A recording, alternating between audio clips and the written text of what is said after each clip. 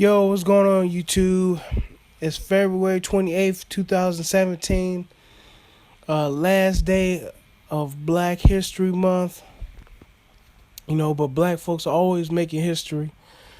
But I've been meaning to do this video, for a while to honor uh, the former boxer, man, former two-time world champion Eddie Perkins, man. He passed, God bless his soul, man. He passed away May 10th, 2012.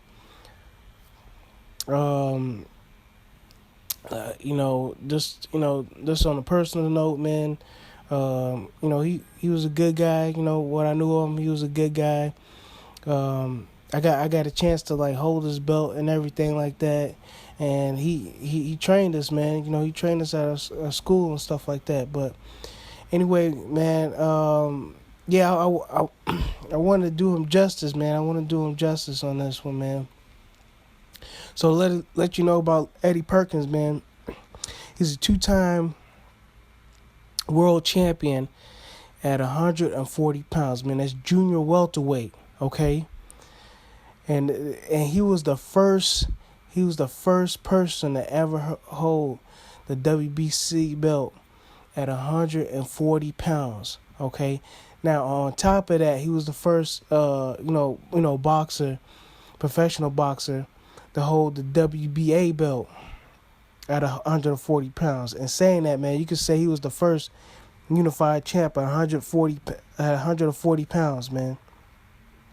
I believe first it was the WBA belt and then the WBC belt. Okay. Yeah, so anyway, man, I'm gonna read this article out that was published in May 16th, 2012, written by Ronnie Reese. Okay. So I'm gonna go into it, man. Excuse me if I mess up a few words or something like that, but I already read it already, so I should be good. Okay, I'm starting off right here, man. Eddie Perkins, among the best boxers to ever call Chicago home, was WBC junior welterweight champion and two-time WBA junior welterweight champion during a 19-year professional career. In retirement, Mr. Perkins spent a decade monitoring young fighters at Leo High School on the South Side. Mr. Perkins was a lovely man with a jovial nature that made it hard to envision him as a former world-class pugilist until he stepped between the ropes, said Leo President Dan McGrath. Once he got into the ring, you could tell, McGrath said, he was in his element. Mr. Perkins, 75, a member of both the International Boxing Hall of Fame. Okay, so this is a Hall of Fame fighter we're talking about right here, right? And the World Boxing of Hall of Fame, died of Alzheimer's disease Thursday, May 10th, in his home in Chicago's Ashburn Gresham neighborhood, said his daughter LaVaris Hollingsworth, a native of Clarksdale, Mississippi. Mr. Perkins moved to Chicago as a child and settled with his family on the South Side. He graduated from Phillips High School and began boxing professionally in 1956 after compiling a 26-10 amateur record, according to the International Boxing Hall of Fame. Mr. Perkins was trained and managed by boxing legend Johnny Coolin, who operated a gym in the 1100th block of East 63rd Street with his wife Mary. Under Coolin's tutelage, he trained alongside reigning heavyweight champion Muhammad Ali and became a standout defensive specialist. Never known as a knockout artist, Mr. Perkins was a gleeful boxer who remained elusive well into his 60s while training at Leo, where he would stand in the ring keeping his feet still and deflect punches from young men less than half his age. You could stand in front of him and throw punches and not be able to hit him, said Mike Joyce, Leo boxing coach. Mr. Perkins won his first WBA title in Milan, Italy, with a 15-round unanimous decision over Leo in 1962. He lost a rematch with Leo 3 months later, but will regain the WBA title and win the WBC belt in unanimous decision over Roberto Cruz in the summer of 1963. He wouldn't lose for another bout until 1965. Boxing in more than 20 countries, man. That's 20 countries. This dude was on the road, man. This dude was like the original road warrior. 20 countries.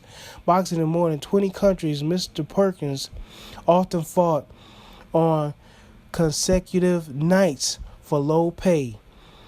He felt he had to train harder than his opponents to gain decisive victories that left no doubt in the minds of judges who were sometimes prejudiced against African Americans, said Leo graduate Thomas Hayes, Chicago Golden Gloves heavyweight champion in 2001. Side note, I fought him, and on a side note of that, I won. But anyway, don't leave it up to the judges, Hayes said, was the lesson from Perkins, and we didn't.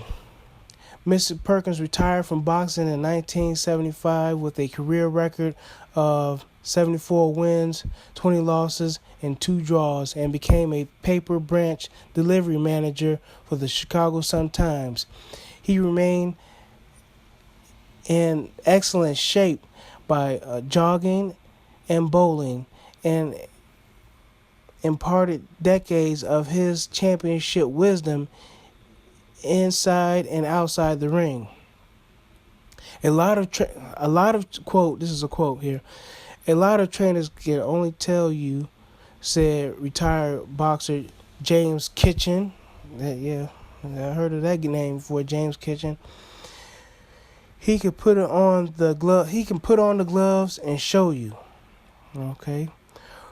Former WBC light heavyweight champion Montel Griffin was a toddler when Mr. Perkins sparred at the Windy City Gym in Lawndale, run by Mr. Griffin's father, Clarence. Windy City was previously the same gym owned by Mr. Perkins' former manager, Colin. Griffin, who has won 50 professional fights, said he tells people he's Chicago's greatest boxer when asked, and defers only to Mr. Perkins. Okay, if you guys don't know Montel Griffin, yeah, he's the same guy who gave Roy Jones his first defeat, via disqualification.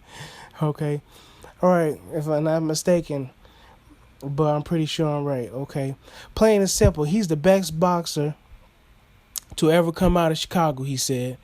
Mr. Perkins is also survived by his wife, 54-year-old Annie.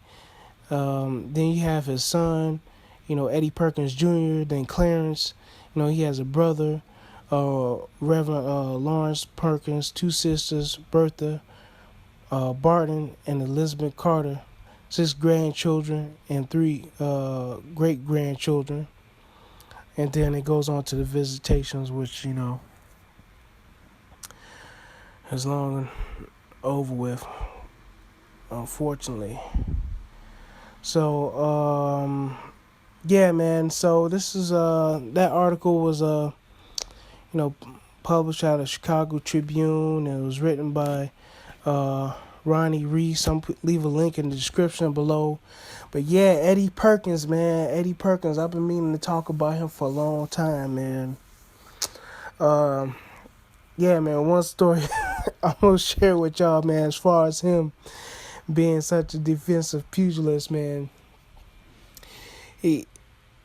So anyway, we were up in the gym, right? We were up in the gym, and, we training and stuff like that.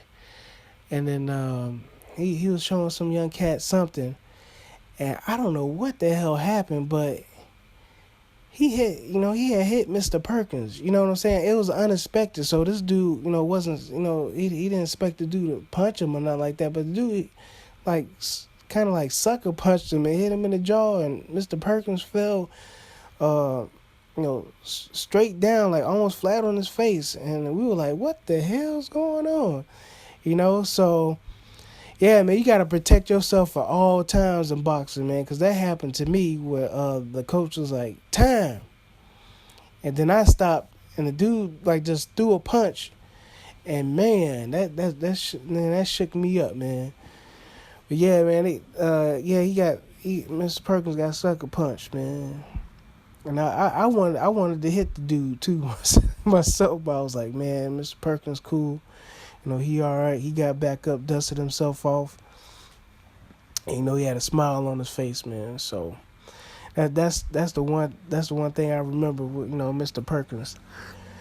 But yeah, man, let me know what y'all think, man. That's Black history right there, man. The first dude to ever hold the WBA and the WBC belt at 140 pounds was an African American brother named Eddie Perkins, man. Eddie Perkins, Chi-Town. He represents Chicago real well, man. All right, man. I'll catch y'all later. I'm out.